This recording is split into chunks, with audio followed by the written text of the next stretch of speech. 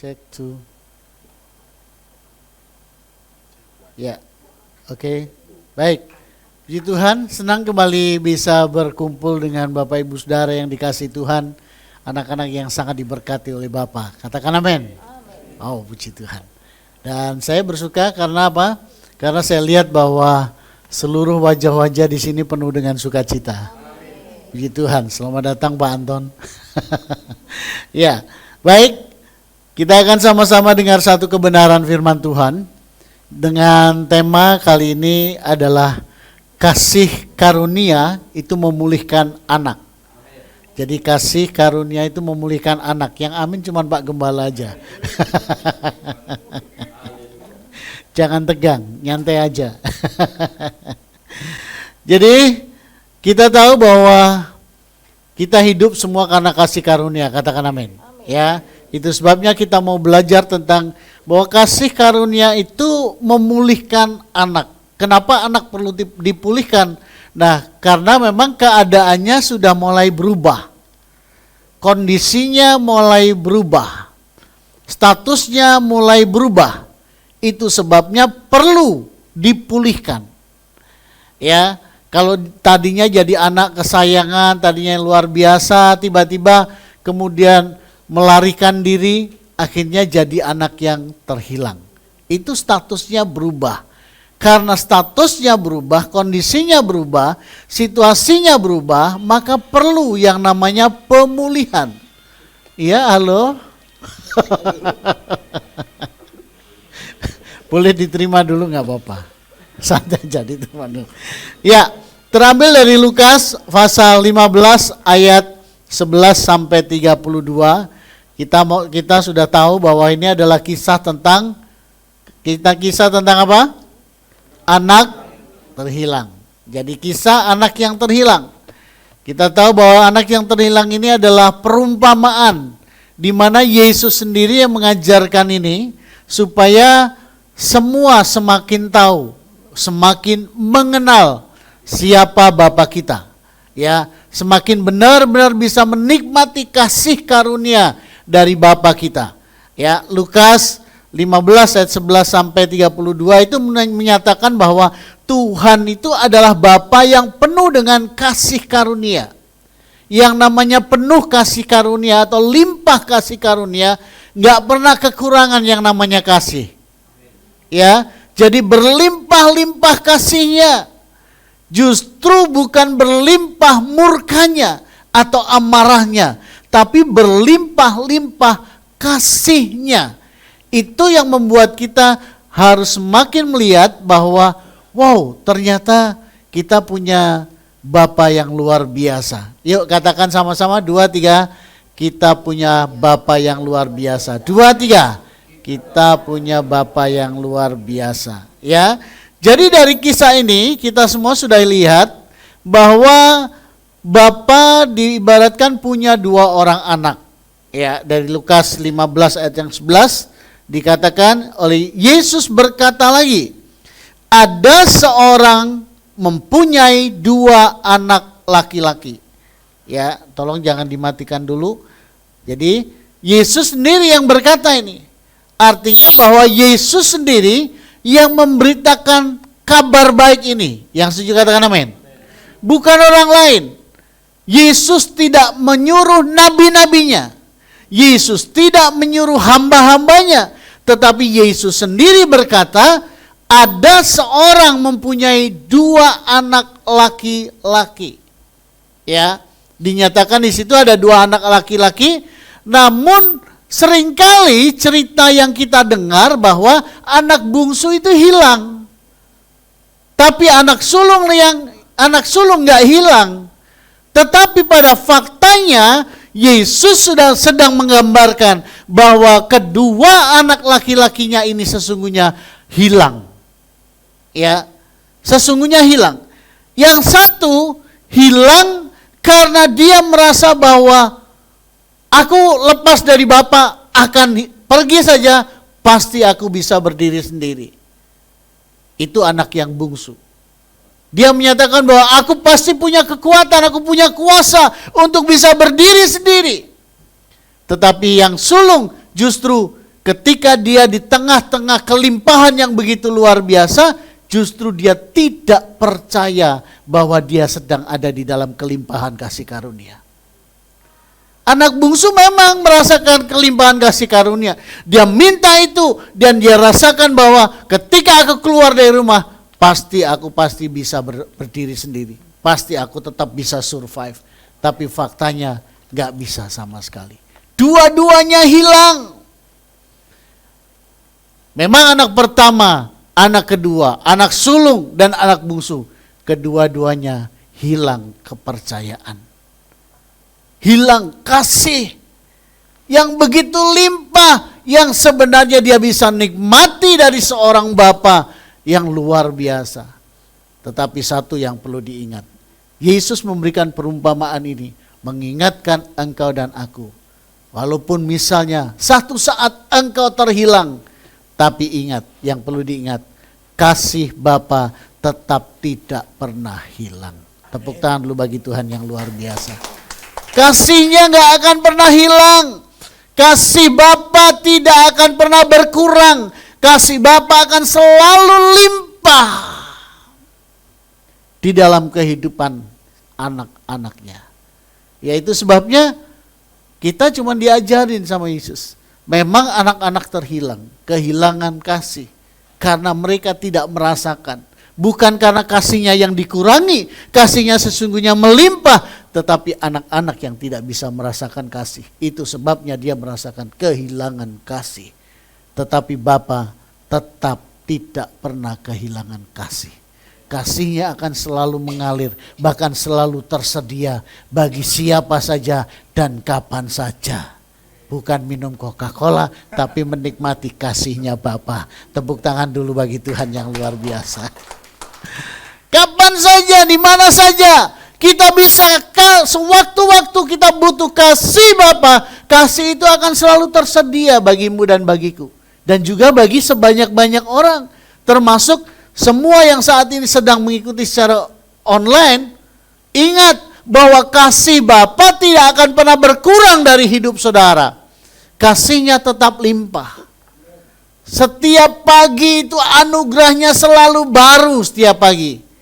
Ya, setiap pagi selalu baru. Artinya fresh. Ya, selalu menyegarkan. Itu sebabnya nggak ada sebenarnya bagi kita anak-anak Bapa, kita yang merasakan kasih Bapa, kita yang sudah menikmati kasih Bapa, nggak ada sesungguhnya begitu bangun kita ngalami suntuk. Kita ngalami, aduh, kok rasanya berat sekali. Enggak. Hidup saudara akan selalu dibuat segar. Kenapa? Anugerahnya selalu baru setiap pagi. Kalau selalu baru itu enak. Kalau sesuatu yang baru itu enak sekali. Ya. Bahkan ketika dinikmati, waduh, seger, menyegarkan jiwa dan roh kita. Tapi kalau sesuatu yang sudah disimpan beberapa hari, enggak enak. Amin. Kecuali kalau itu gudeg itu. Kalau semakin disimpan semakin enak gudeg itu, iya kan? Iya, itu karena lidah Jawa. Kalau lidah luar pulau enggak. Bener, jadi kasih Bapa itu mesti fresh. Harus seger. Kita aja kalau pengen makan ikan, kalau ikannya enggak fresh rasanya enggak enak walaupun ikan bakar. Kalau enggak fresh rasanya, wah ini enggak fresh ini. Kenapa? Terasa ketika kita makan dagingnya, itu rasanya hambar. Tapi kalau ikan segar, langsung dibakar, waduh rasanya manis. Walaupun enggak dikasih bumbu itu sudah rasanya manis. Nah itu sebabnya sesuatu yang baru itu luar biasa. Apalagi anugerahnya yang selalu baru. Kasih karunia-Nya yang selalu baru setiap pagi. Itu bisa kita rasakan dan selalu disediakan oleh Bapa. Nah, kita lihat bahwa anak bungsu itu telah pergi. Kenapa dia pergi meninggalkan kasih karunia begitu saja? Slide berikutnya. Lihat, dia pergi. Slide berikutnya. Ya, anak bungsu ini mengambil satu keputusan. Dia sudah mengecap kasih karunia itu. Dia sudah merasakan bahwa Bapa peduli sama dirinya. Tetapi dia ambil keputusan. Aku mau pergi. Aku minta bagian daripadaku. Kalau anaknya 2, berarti bagiannya, warisannya dibagi 2. Yang bagian saya, aku minta. Itu kata si bungsu. Dia ambil satu pilihan bebas. Dia memilih pilihannya sendiri. Bapa memberikan anugerah, memberikan kasih, itu tergantung dari pilihan masing-masing. Anak bungsu memilih, ya sudah, ini pilihan saya. Saya mau keluar dari kasih karunia. Nikmati semua yang Bapa sediakan bagi saya. Saya akan keluar dari rumah. Tapi anak sulung juga ambil pilihan. Pilihannya dia, aku tetap mau kerja.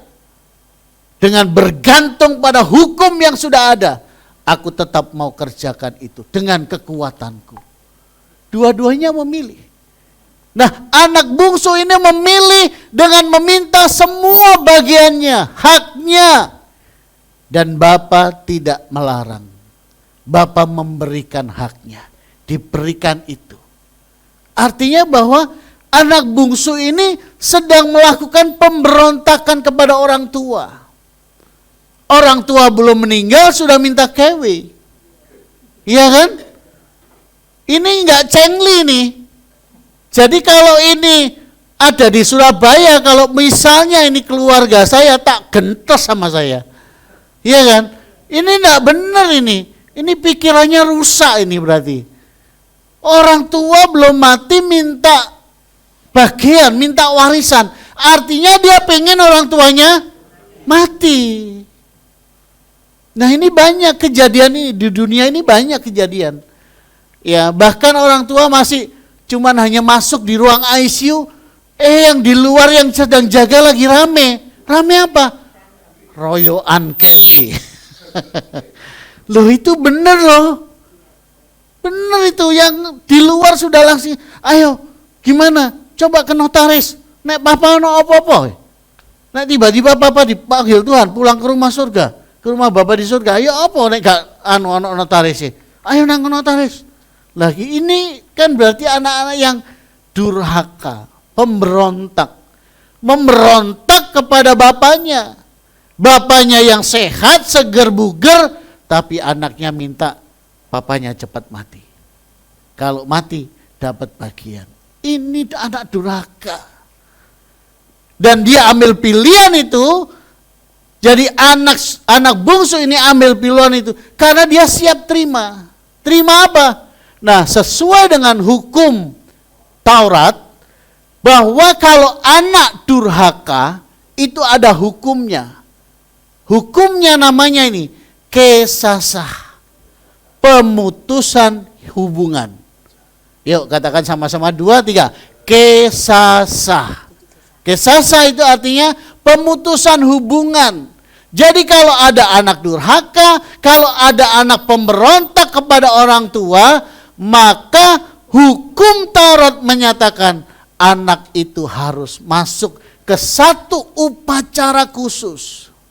Bukan upacara penyambutan, bukan upacara sorak-sorai, enggak. Tetapi upacara untuk diputuskan hubungan kekeluargaan. Itu kalau hukum Taurat. Ya, itu sebabnya Tuhan Yesus memberikan gambaran ini secara jelas.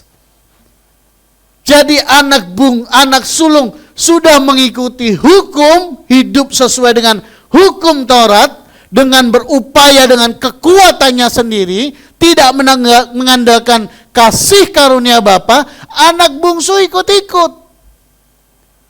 Ikut mau ambil satu langkah, satu keputusan yang siap menerima hukum Taurat. Ini keputusan yang salah. Keputusan yang tidak dipikir secara jernih.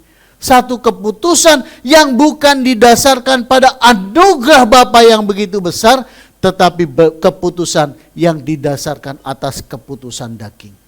Ingat, kita hidup karena percaya, bukan karena melihat.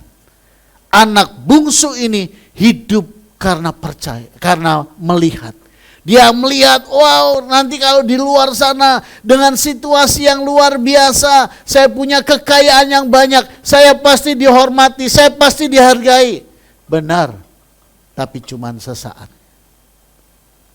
Ketika semuanya habis, maka habislah orang-orang yang menghormati, yang mengeluh-elukan, yang berkata, aku sahabatmu, aku saudaramu.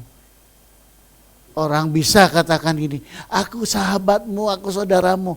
Iya nek ono jene, coba nek gak ono. Iya loh. Ya bahkan ngomong, waduh, iki loh hopengku luar biasa, ini sejak SD hopeng buat saya. Tapi begitu, wow, hopengku ini luar biasa, dijak entek, lalu ditinggal. Hopeng jak kopeng. Bucengli. Itulah fakta dunia. Orang yang hidup bukan karena percaya, tetapi hidup karena melihat, itu yang akan terjadi. Ujung-ujungnya dia akan mengalami seperti yang orang Hokkien katakan, kuciwa. Pasti kecewa. Itu sebabnya sebagai anak harusnya tahu. Tapi si bungsu berkata, aku siap. Apa itu hukum Gesasa? Yuk kita lihat sama-sama. Ini tidak tercatat di dalam kitab lain, kecuali hanya di dalam Ulangan pasal 21 ayat 18 sampai 22. Yuk kita perhatikan. Jadi ini hukum untuk anak durhaka. Lihat, apabila seseorang mempunyai anak laki-laki yang degil dan membangkang, yang tidak mau mendengarkan perkataan ayahnya dan ibunya, dan walaupun mereka menghajar dia, tidak juga ia mendengarkan mereka, terus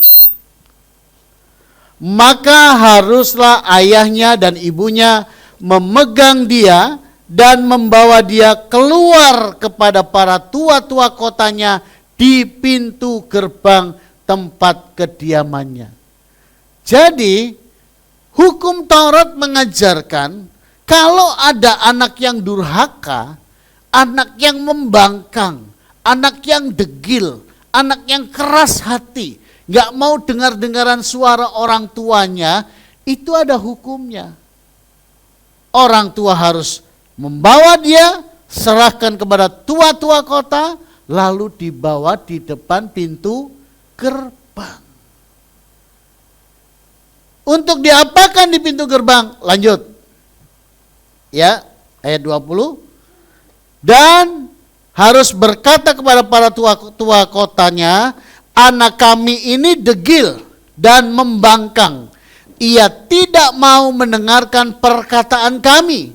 Ia seorang pelahap dan peminum. Lanjut.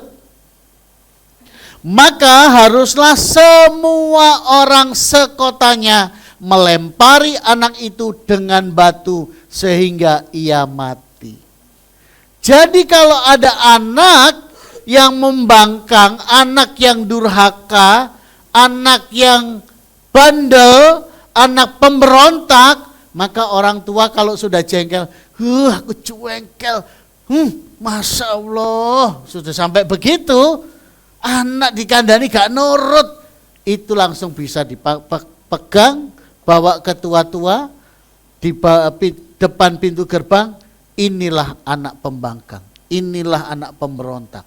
Maka semua penduduk itu berarti termasuk orang tuanya. Orang tuanya termasuk itu. Harus ambil batu, lempar anak itu. Dan semua penduduk yang ada di situ, termasuk yang besar, kecil, anak-anak, yang tinggi, yang pendek, semuanya ambil batu, lempar batu sampai mati. Itu hukum Taurat.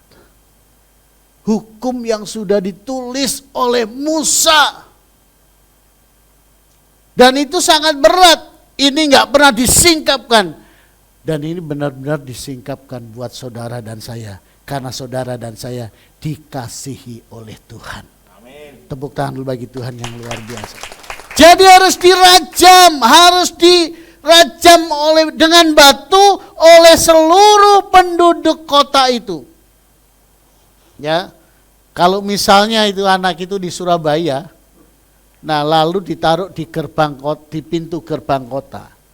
Pintu gerbangnya ini misalnya kalau di daerah perbatasan Surabaya Sidoarjo itu kan ada gapuranya, ya kan? Ucapan selamat datang di kota Surabaya. Dipajang di situ. Yang lempar siapa? Surabaya. Bayangin tuh, orang Surabaya 3 juta ngelemparin dia. 3 juta ini cuma hanya yang daftar pemilih loh ya.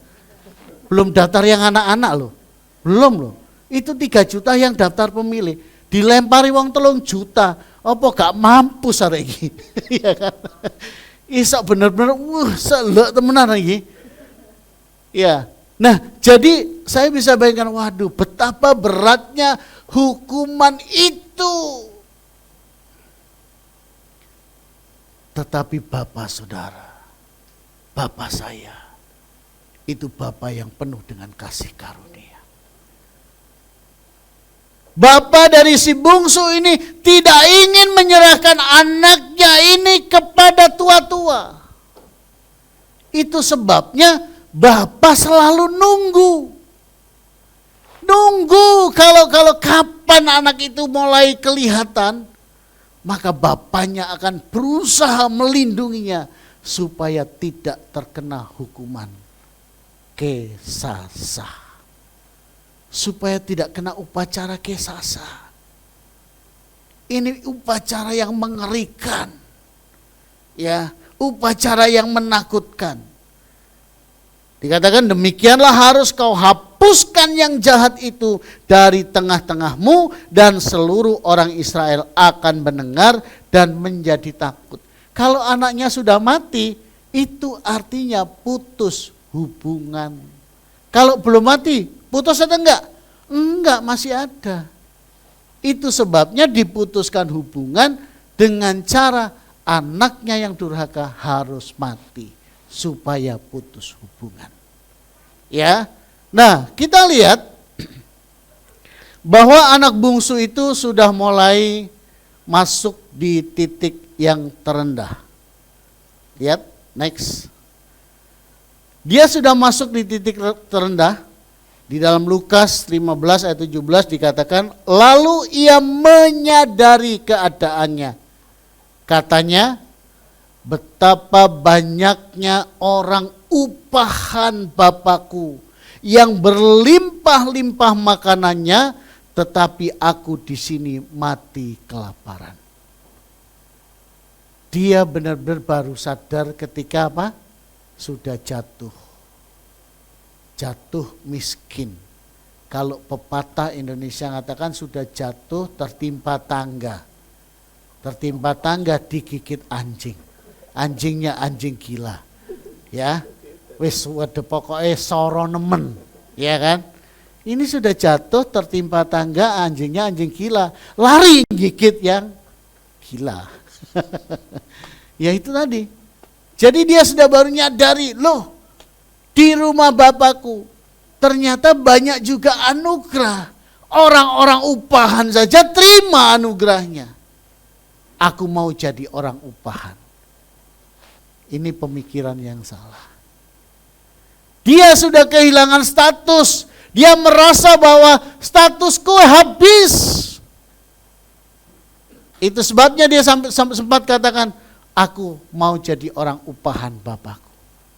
Dia mau menyetarakan dirinya yang tadinya anak berubah menjadi hamba. Ya, tetapi kasih karunia tidak demikian. Kasih karunia justru akan mengubah hamba menjadi anak. Beda dengan hukum. Kalau hukum Taurat seperti itu, anak bisa jadi hamba. Bahkan bisa dihilangkan statusnya, diputuskan hubungannya dengan upacara kesasa. Tetapi kasih karunia tidak demikian. Anugerah Bapa tetap limpah.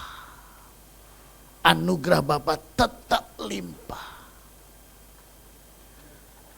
Ketika menikmati kasih karunia yang begitu besar, satu saat pernah terjadi.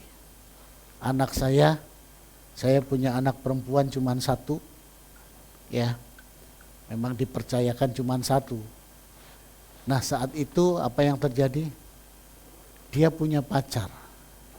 Pacarnya tidak seiman, tidak kenal Tuhan. Lalu dia pura-puranya begini, tanyanya sama saya begini, Dad, apa? Tuhan sayang enggak sama semua ciptaan? Oh sayang. Tuhan itu mati untuk semua orang enggak? Iya untuk semua orang. Nah ternyata ini pertanyaan jebakan. Lalu dia ngomong, saya punya pacar, tapi enggak seiman. Saya kayak disambar geledek. Begitu disambar geledek, rambut saya berdiri. Aku langsung ngomong, apa? Ini soalnya Bapak di dunia. Tadi dia ngomong gini, tapi Bapak itu penuh kasih. Bapak memang penuh kasih. Tapi kasih Bapak itu mendidik.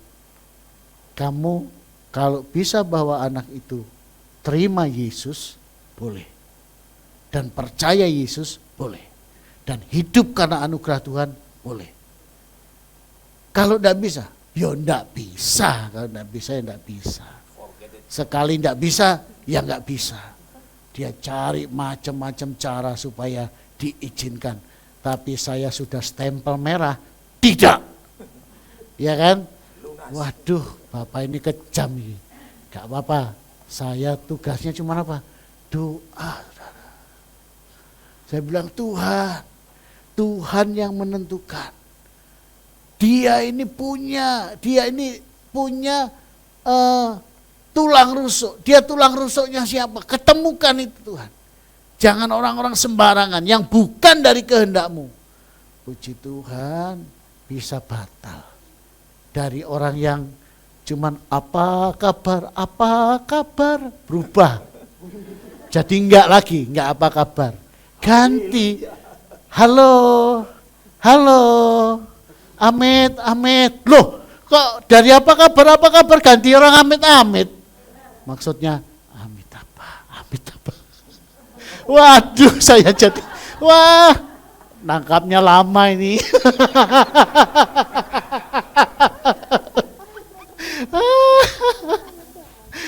Saya dari orang yang apa kabar kok jadi orang yang kayaknya santun sekali, Amit loh, waduh ini bahaya sekali nih. Diajak ke gereja yang amit ini. Diajak ke gereja, tapi saya bilang aduh Tuhan nggak bisa ini. Kalau begini saya nggak mau orang amit ketok santun aja amit. Tapi ini amit jabang bayi buat saya.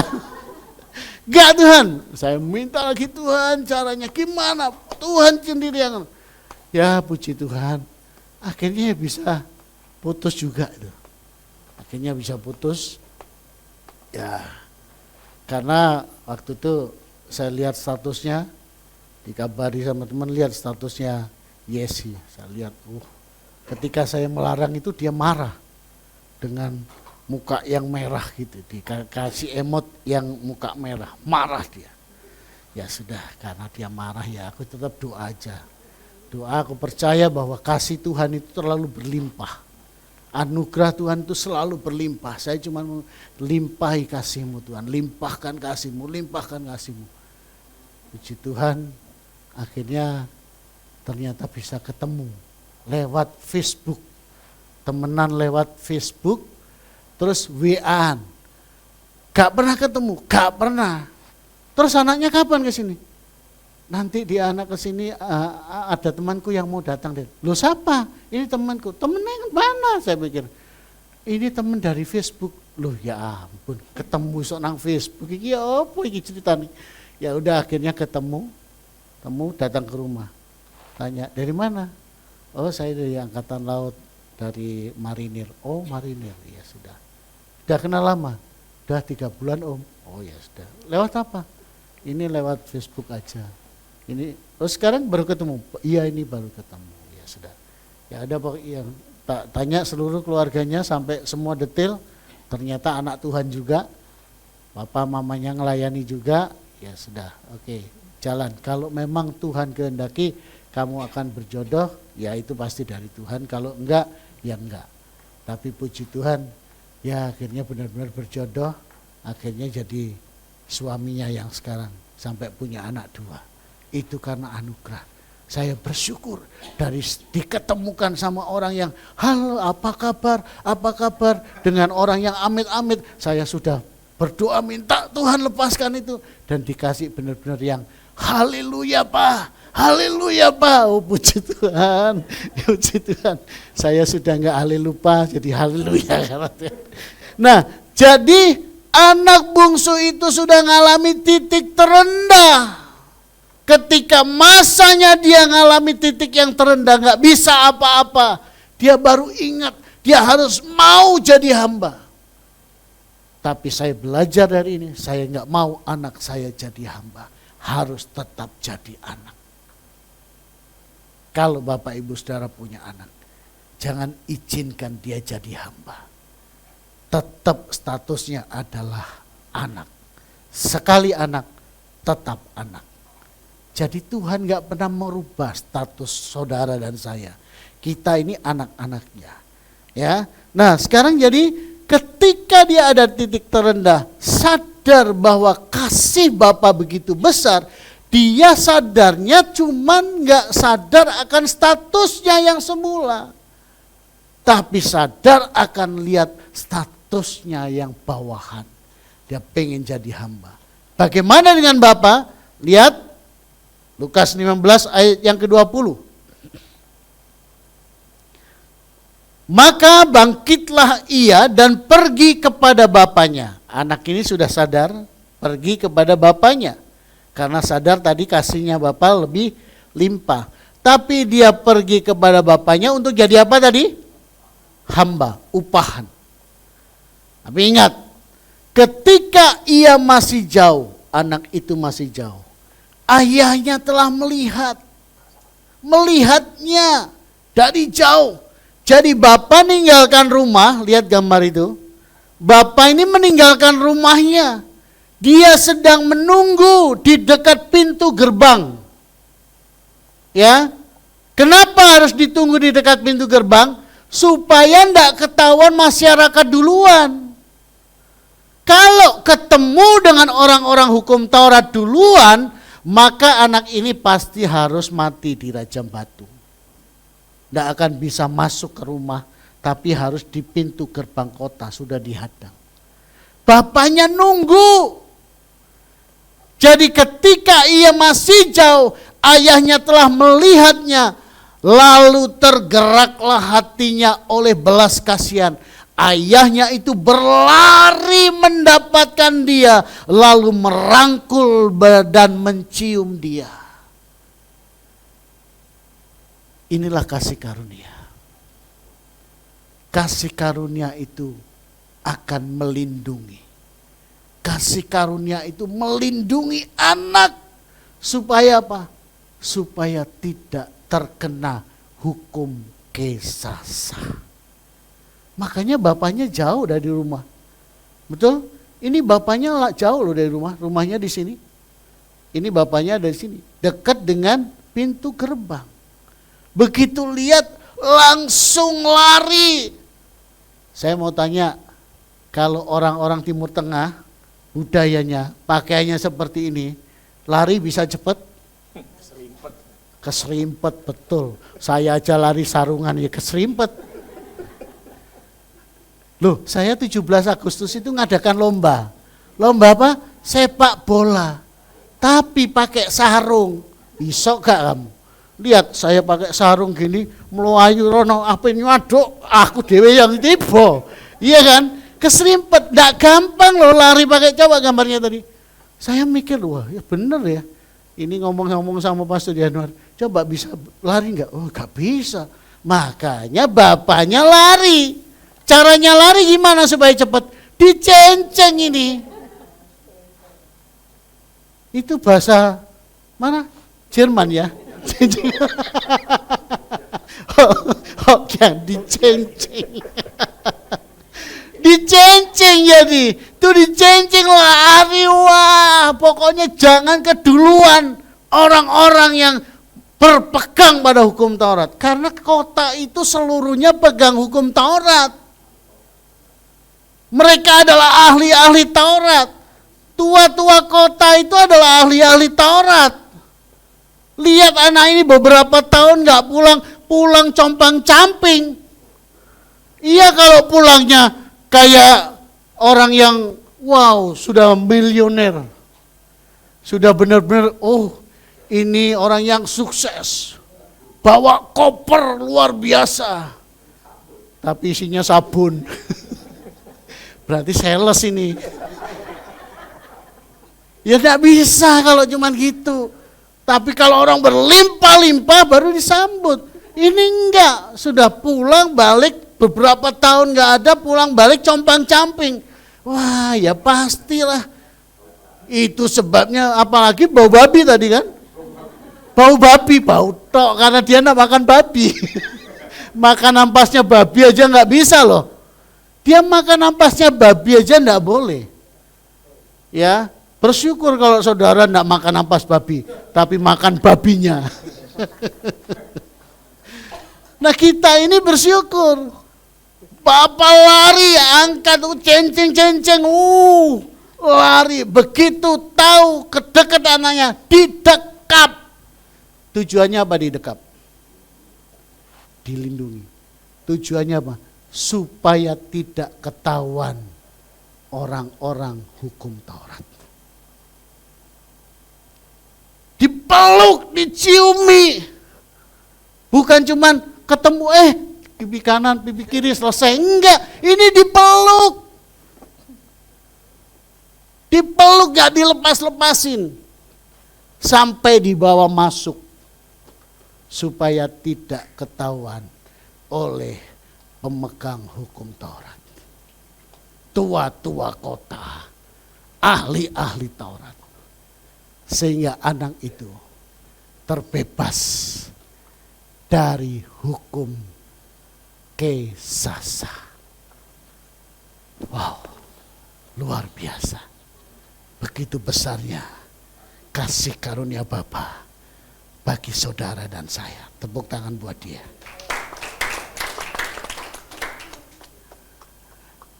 Saya renungkan ini sudah kurang lebih 2 minggu. Mau kasih tema, gak ketemu-ketemu apa iki tema deh. Ketemu Pastor Yanuar sama Ibu Gembala ngomong-ngomong baru ketemu. Wah pas, ini memang pesan Tuhan buat anak-anaknya yang dikasihinya. Yang ada di keluarga kasih karunia Allah. Tepuk tangan dulu bagi Tuhan yang luar biasa. Dipeluk anak itu, diciumi walaupun bau babi gak apa-apa.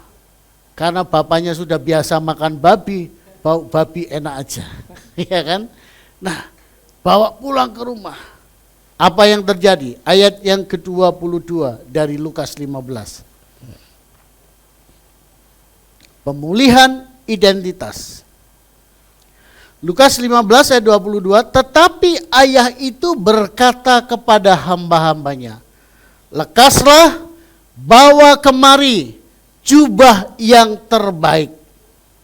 Pertanyaannya sekarang, sudah sampai rumah belum? Sudah sampai rumah belum? Jarak dari rumah untuk nemukan anaknya itu cukup jauh. Dibawa lari, dipeluk, terus dilindungi. Baru ngomong, belum sampai rumah. Cepat ambil, bawa ke sini. Artinya enggak di rumah. Sebelum sampai rumah, dikasih jubah dulu. Jubah itu lambang kehormatan. Kehormatannya dipulihkan. Sehingga anak itu tidak mungkin lagi. Kalaupun toh sudah siang, matahari sudah begitu luar biasa terangnya, Dan orang bangun sudah mulai banyak dan lihat, tapi melihat jubah anak itu. Sudah pakai jubah, sudah bukan compang-camping lagi. Itu luar biasanya kasih Allah. Sebelum kita sadar untuk minta ampun kepada Bapa, Bapa sudah memberikan jubah, kehormatan bagi anak-anaknya. Itu yang luar biasa. Dipulihkan. Kemudian bukan hanya jubah, tapi dia berkata, pakaikanlah itu kepadanya dan kenakan cincin pada jarinya. Cincin itu otoritas. Otoritas dikembalikan lagi. Anak punya otoritas sama seperti Bapa.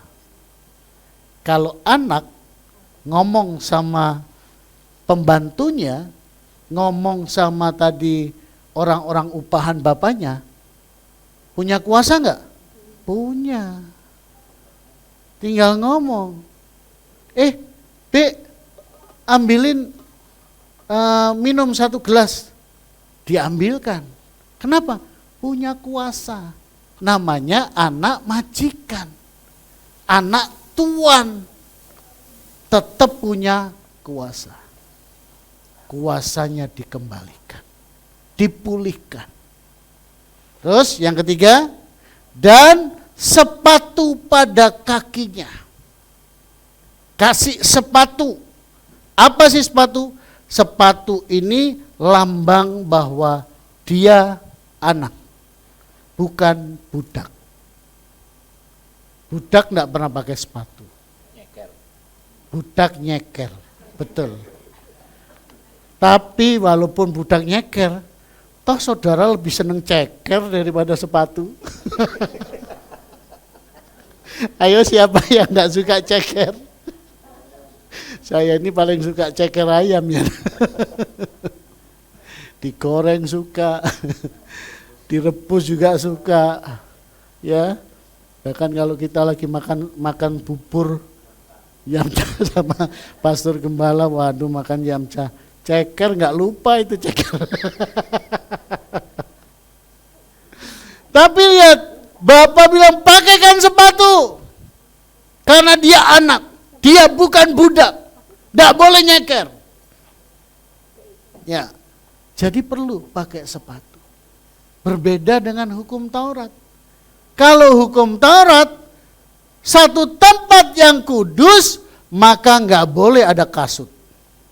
Harus dilepas. Itu zamannya ketika Musa. Musa ketemu dengan Tuhan. Semak-semak itu keluar api. Dia mau lihat, tapi suara dari surga berkata, stop, jangan dilihat. Lepas kasutmu, karena tempat ini kudus. Itu kalau hukum Taurat. Tapi kasih karunia berkata, anak ini mestinya layak enggak? Enggak layak. Sudah anak durhaka, sudah murtad, ngentekno donyone wong tua. Waduh ngisin-ngisini, mencemarkan nama baik keluarga. Tapi bapaknya ngomong, kasih sepatu. Boleh tetap pakai kasut. Pakaikan itu. Ya, karena dia anak. Jadi kasih karunia memulihkan keadaan anak. Tepuk tangan lu bagi Tuhan yang luar biasa. Slide berikutnya. Lihat. Jadi ketika pakai kasut itu, Tuhan berkata, jadi kamu bukan lagi apa? Hamba. Melainkan apa? Anak. Jikalau kamu anak, maka kamu juga adalah ahli-ahli waris oleh Allah. Berarti tetap jadi ahli waris enggak? Tetap jadi. Padahal tadi sudah terima KW berapa? 50%. Tapi begitu balik, tetap jadi ahli waris. Itulah luar biasanya kasih Bapa. Kasihnya berlimpah-limpah. Tetap jadi anak. Walaupun sudah menghabiskan harta bapaknya. Tapi ternyata bapaknya enggak kehabisan harta. Hartanya masih sangat banyak. Untuk dibagi kepada anak-anaknya. bahkan sampai ribuan, jutaan, bahkan miliaran anak-anak yang ada di muka bumi ini.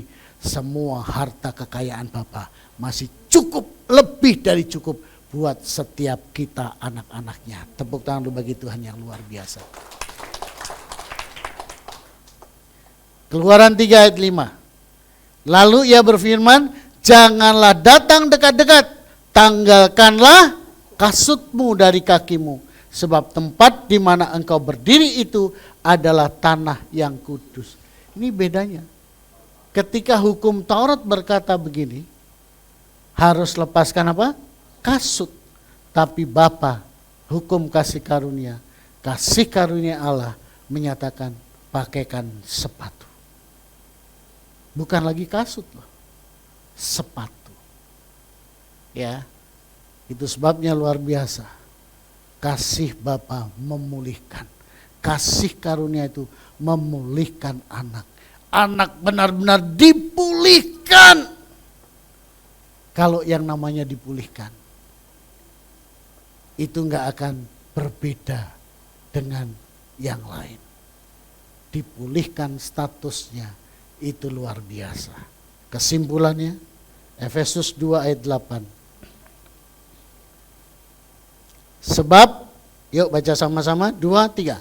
Sebab karena kasih karunia kamu diselamatkan oleh iman, itu bukan hasil usahamu, tetapi pemberian Tuhan.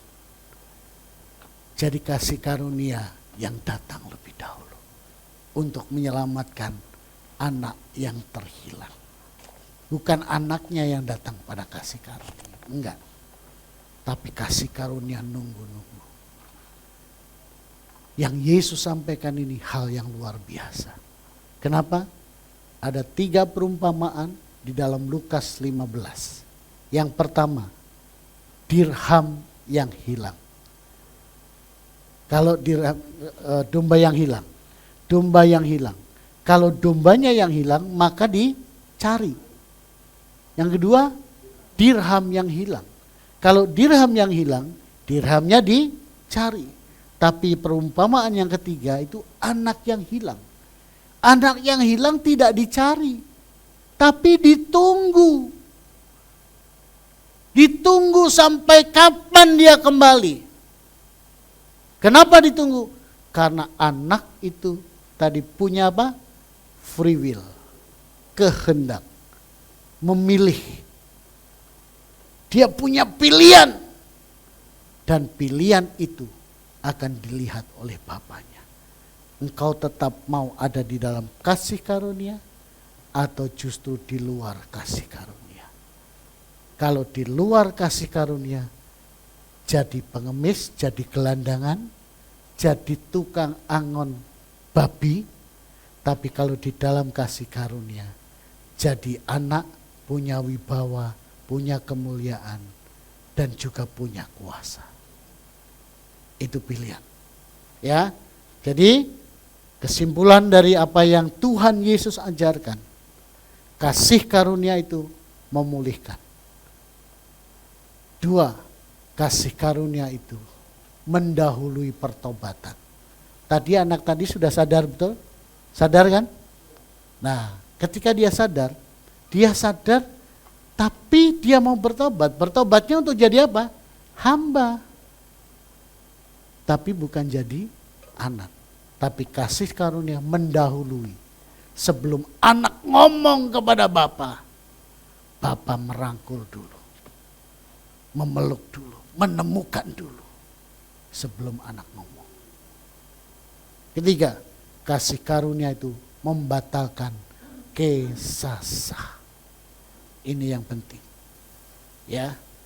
Kenapa itu enggak dicatat di dalam kitab-kitab yang lain? Cuman hanya di 1 kitab saja.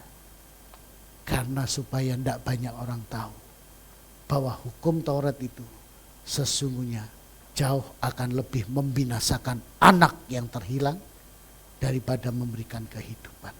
Itu sebabnya Tuhan Yesus memberikan perumpamaan seperti ini. Yang keempat, kasih karunia itu menyelamatkan. Justru ketika Kasih karunia itu menunggu, melihat dari jauh. Kita ingin kembali, pasti kasih karunia itu akan mendahului kita yang ingin kembali. Dia akan menangkap kita, saudara dan saya, dan juga sebanyak-banyak orang yang akan menerima kasih karunia. Jadilah sembuh, jadilah percaya, jadilah diberkati karena Tuhan. Tepuk tangan lu bagi Tuhan yang luar biasa.